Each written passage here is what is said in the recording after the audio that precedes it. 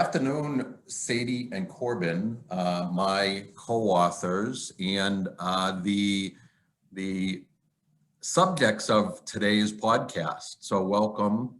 Thank you. Thank you. You're welcome. Glad to be here. So as the world knows, or part of the world knows, and the rest of the world is going to know, we created a book together called 121 Days. 121 Days retells the story from July 4th, 2018 to 121 days after that. I don't even know what questions I'm going to ask you, so I'm going to ask the obvious one. Tell me what happened on July 4th, 2018. So we, our family was a little bit in disarray, and the children were getting older and had their own plans. And Corbin's plans were to go tubing down the river with his buddies. He was 16 years old, soon to be 17. And they, on the way to the river, the car that he was in was going at a high rate of speed, and it crashed terribly. And Corbin took the brunt of all the injuries of the car accident. Clearly, he took the brunt. Look at you. You look perfect there. Do you have any recollection of the accident, Corbin? Or I remember getting in the car, and we used to drive fast on occasion because we used to hang out often on the weekends. yeah, So we would go fast just because that's what teenage boys do. But we didn't really think anything of it. I was down that road plenty of times. That's the road I took to school every morning. yeah. So I was very familiar with the road, but my friend was not very familiar with it. So he didn't expect the turn that was coming up, and obviously Yeah, didn't maneuver it well. From that point on, that you guys were driving fast. Again, I don't know what goes through someone's mind when they're in an accident. Any recollection of hitting the tree, tumbling, flipping, and you don't want to anyhow, right? Nope. Yeah, I can imagine you would. Last thing I remember was opening the door, getting in, and that was it. That was it. And Sadie, you were working that day, and tell us about how you were notified and you anticipated as you drove to the accident scene. Yeah, so I was gonna work a double that day. I was bartending at the time. Not something I normally would do on 4th of July, but like I said, the kids all had their own plans. So I was at work. I'd been there about an hour, and I had just gotten a new phone. I got a text message, and I didn't know who it was from. A call. I think it was a call first, and I didn't know who it was from. I didn't recognize the number because I hadn't gotten my new contacts on the phone, so I didn't answer it. And then I got a text from my 2-year-old's father. They were out of town for the day, and he said, "You need to call me, it's an emergency." And I assumed that it was my 2-year-old. He had gotten a call from my sister-in-law, who has my nephew Tana, and Tana and Corbin were supposed to be together that day. And he said she had called him. Kim had called Steve and said that my nephew Tana had been in a car accident, and that he was trapped in the vehicle. They had an app on the phone that tracks his movements, and they got notification that there was a bad crash and that he was trapped in the vehicle. And that I needed to get to the scene because my brother and his wife Kim are on the river in their boat that day, and nobody was around. I was the closest one to the accident scene. So that's how I was notified. I didn't know at the time if Corbin was, that was my first question, of course, is Corbin with him? Because I knew they were supposed to be together that day. But nobody had any answers. Unbelievable. I don't want to give out all chapters of the book, so I'm going to skip around a little on questions. But Corb, do you have any, you were in a coma for quite a while. what's your first recollection of the hospital? Because you went through various stages of awareness. Any recollection of being in the hospital, waking up, seeing your family, what? I feel like I remember hearing them talk, but I never really could connect it. It was all like just distant thoughts in my head that I thought maybe I heard, but I'm not entirely sure. I do try to connect things together sometimes, like, oh, is this happening with this? But I'm not sure. I do remember throwing the ball. I was in the bed. I was very well out of it, but I picked up a little like orange ball. I'm not Stress sure. ball. Stress ball. And my little brother Cohen, who was he 8 at the time? 10. He was 10 at the time. And we would I'd take the ball and I'd throw it to him, and he'd throw it back to me, and we just do that for a little bit. And That's the first clear memory. Yeah. The rest he's not sure. Like it's all just kind of foggy. That was that memory he's talking about is probably let's see, a month and a half after the accident. Corbin, give me the laundry list of injuries, because it's, you know, we talk about the TBI, but you had a whole, you know, medical encyclopedia of injuries. So yeah, my spine, I know that was injured. I think it broke both Shoulder blades. Yep, I broke my collarbone in 2 places. From the seatbelt. Yep. I had a punctured lung. Yep, punctured lung. I have 2 scars on each side where they used to go in to let the air in, I believe. Train. Mm-hmm. Then I had scars right here in my head that I shaved part of it off. So you had 2 monitors drilled in your head. Yep. It was really like the waist up. There's some scars on my knees, but that's really, I mean, there's a lot more that I'm not familiar with. yeah, Medical wise. spleen was taken out. Is that Spleen was taken out? His abdomen was so damaged that from his pelvic area until the mid rib cage, his whole abdomen was left open for weeks. So because all of his organs were so swollen that they had opened him up to remove his spleen and repair other organs that were damaged, and they had to leave it open for the swelling of all the other organs. He had multiple broken bones everywhere. I mean, I think he was in a cast in his hand up until probably I was home 4 or 5 months after he got home. So, I mean, it's continued. He developed a scoliosis, kyphosis. He still has, we still get appointments in Boston to have all of that checked, his spine and things like that, spinal fractures. Corbin, what are your limitations now? It's really like the right hand. Fine motor. Yeah, fine motor. Just, I mean, it's not too much, really, but at the same time, it's hard. Right, and is it unbelievable to you, if you think about it, how far you've come and how little negative impact you're left with? Oh yeah, it's outstanding. I really can't believe it. Yeah. I mean, go ahead, sorry. we have people that were doubting us and having bad thoughts try to go into our heads, but we don't allow it.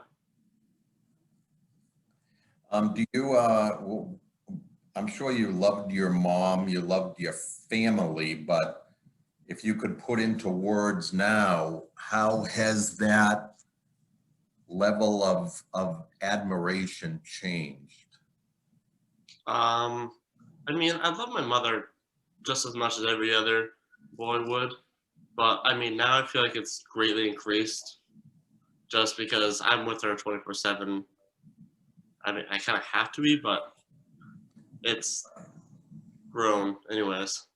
Yeah, see, I'm gonna tell you this, if I was with my mother 24/7, I think that I would love her more than I did before, but you'll find that out when your mother is 88, Yeah.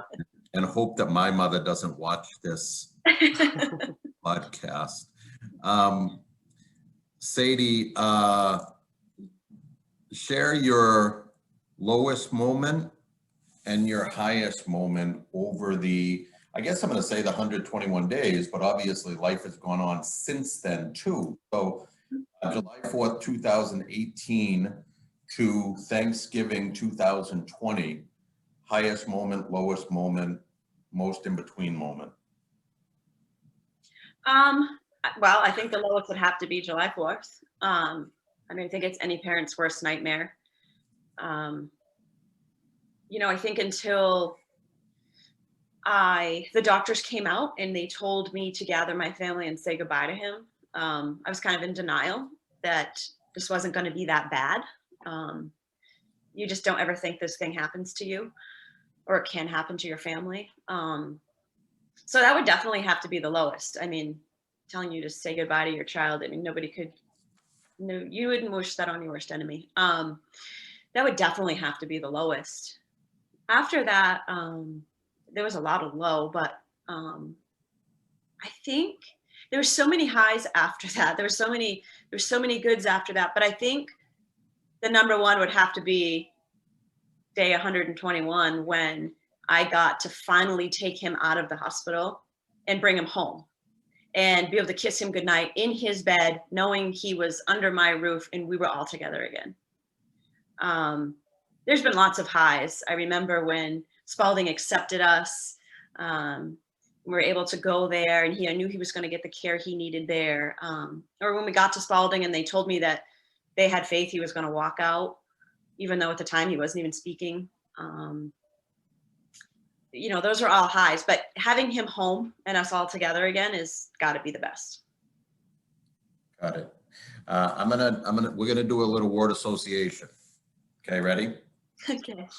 I'm gonna say a few words.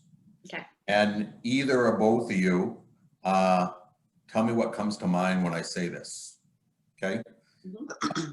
Concord Police Department, Fire Department, sorry. Amazing. Absolutely amazing. We got so lucky that they were so close. It happened to be getting off another call, and the fact that they were that close to get to him, just absolutely amazing. The people that risk their lives and go into these situations, I mean, they're heroes. And they have been a part of, I know that you guys got an award or gave them an award previously. So the firefighters, the staff that came to Corbin's accident, they were given an award for their bravery, and they were nice enough to ask us to be there, and we got to go on stage, and Corbin got to present them with the award. It was amazing. Got it. Yeah. And then they also honored Tana. You know, they created an award because, you know, Corbin's Corbin's cousin who was in the car, you know, he was brave and he helped save Corbin's life too. So they recognized him. So yeah, that was great.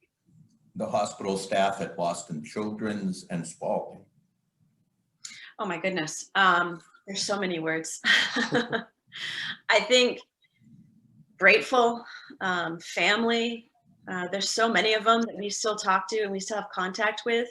The level of care that we received there is just, it's not something that you can even imagine. I mean, we've experienced care at other places, and this is, you know, something that it's special. They're the best because they're this good. They really are. PD. PD's our hero. Yep. He's absolutely our hero. He's so modest. Who he is to the viewing audience. PD is is Corbin's cousin. PD had worked at Boston Children's Hospital, so he had he was a 911 operator, I believe. He had a lot of experience in the medical field, and he was the one that told me that when Concord Hospital said Corbin's not going to live, he said then he needs to be at a level 1 trauma center, and we need to get him out of here, and that's what you need to push for. And I didn't know that was an option to me, and I believe that's a huge reason why Corbin's still alive. You know, it wasn't just that. PD gave us all of that knowledge. He was always calm, cool, collected about everything. When I thought that I was just dying inside, he held it together. He asked the right questions. And then he really became a really good friend. He was with me almost every day at Children's. The nights that I would come home to spend time with the other kids once we got to Spaulding, he'd come spend the night with Corbin. Anytime Corbin needed anything, PD had it for him the next day. He was such a huge supporter for us in this. Got it. And I had another good one. Hang on. Oh yeah, Corbin. Corbins Miracle. You know, I have a little bit of experience in the medical field, but not in any sort of ICU or emergency setting. And I saw Corbin before he went into his first surgery, and it was really just a lifeless body. You know, I saw countless doctors and neurologists and neurosurgeons and every specialist that you can think of, and more you can't, that you've never heard of. And there were so many tests and MRIs and CAT scans, and there was no reason, with everything that they showed, that he should have survived, that he should be sitting here talking to us right now. So he's just a miracle. When you spoke about PD, you used the word advocacy or advocate. I think you did. Maybe you didn't. Maybe I'm making that up. But is that the message you would give to moms, dads, parents, family? You know, what's the message of 121 days? What do you hope to utilize it for, and how can it become more than just a book? I think there's a few messages. I think something that I learned for sure, talking about advocacy first, is that those were things I didn't know. You know, you go to the doctor or you go to the hospital, and God forbid you're ever in a situation like this, you assume what a doctor tells you is how it is and how it's going to be. And until PD explained to me that I have options, that, you know, I didn't realize there was different levels of trauma centers and things like that. And so being your own advocate and knowing that if you're not happy with the care you're getting, or you don't like the answers you're getting, or you're worried that, you know, this might be too much, this isn't, and it's not to talk down on any certain facility or anything like that. The idea is some places are equipped to handle certain things and some aren't. You know, some place like Boston Children's, they deal with this every day. This is something that they see day in and day out, and they have the equipment and they have the experience to deal with this. So I think that's huge. We need to be able to speak up and do, you know, we have control of our care. And I think a lot of people don't know that. I definitely didn't know that. I think the second message for the book is that not to give up hope ever, no matter what. I mean, I think that if I had listened, I think we were about a week in after Corbin's accident, and Corbin's doctor came in and said to me, you know, and I thought, we're getting there, like we're almost in the clear here. And in the clear, I mean, surviving, living, not even getting to the point where is his brain going to work again, but they were just trying to keep him alive. We're about a week in and he tells me, well, great news. He's got a 50% chance of living. You know, if I had listened to all of that, you know, it's easy to, you know, the doctors they're trained in this. And so it feels very negative, but you just don't ever give up hope. You don't ever give up fighting. You don't ever give up being positive. I think that that's huge. And I think that this can apply, you know, you don't have to have a child in the hospital or be going through something quite like this. I think that it can apply to lots of different people in lots of different situations. Give me a second. You're better at this than I am. I'm doing it on the fly. Oh, I know what it is. Okay. As a mom, I keep referring to you, and I think it's maybe a negative connotation. So forgive me and forgive anybody who sees this, but I keep referring to you as a pit bull. Mm-hmm. Okay? And a pit bull, in the nicest way, a pit bull just means Protective. Protective, and you would not let anything get in the way of you and your family. Absolutely not. Okay, and I think that this, no, I know that this is going to appeal to women readers of the book. Maybe you've given the message. Is there a message that you would like to convey to the women audience? Yes, that. It's funny. I've had a lot of moms, you know, say, you know, what a great job that you did after they read the book or they've heard the story. And they say, I know, I don't know if I could have been as strong or did what you did if I was in your shoes. You know, I hope I could, but I don't know. I don't know if I was put in that situation, if I could do that. And none of us do. And we hope we don't ever find out. But I think that most women, most mothers, we all have that in us, and we hope to not have to find it. But you know, you say pit bull, I say mama bear. Well, yeah, that's what I was actually just thinking. Yeah, it's a mama bear is much cuter than the pit bull. Well, thank you. It's I guess it's kind of instinctual. It just kind of, it comes out. You protect the people you care about. And I think that a lot of people don't give themselves enough credit. I think a lot of people would do the exact same thing that I did in that situation. I hope so. A question for Corbin as we're wrapping up a little bit. All right. In the movie, Mom's going to be played by Reese Witherspoon. Okay. Yep. The co-author, I'm thinking either Ben Stein or maybe Ben Affleck. Who's going to play you in the movie? Ben Affleck. Oh, you're going to be Ben Affleck? You're Ben Affleck? Okay, that's fine. I'll be Ben Stein. I guess. Oh no, he can have. I don't know who I'm going to be.